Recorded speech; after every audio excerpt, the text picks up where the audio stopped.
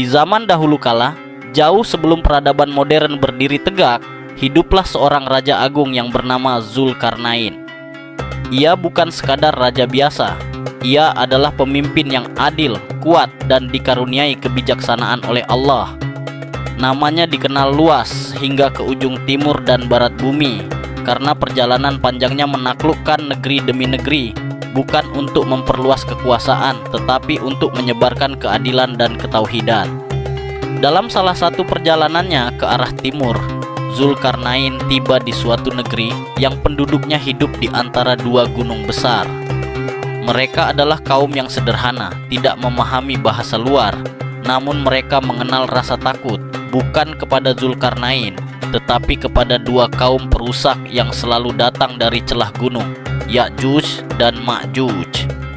Ya'juj dan Ma'juj adalah bangsa yang liar dan tak terkendali. Setiap kali mereka turun dari celah gunung, mereka menghancurkan ladang, membunuh ternak, dan membuat kerusakan di bumi. Kaum di negeri itu pun memohon kepada Zulkarnain, "Wahai Zulkarnain, sesungguhnya Ya'juj dan Ma'juj adalah kaum yang suka berbuat kerusakan di bumi. Dapatkah engkau membuat penghalang antara kami dan mereka?"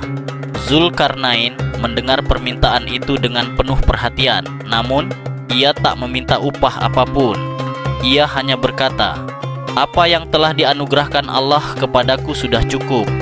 Tapi bantulah aku dengan kekuatan kalian, dan aku akan membangun dinding penghalang yang kokoh."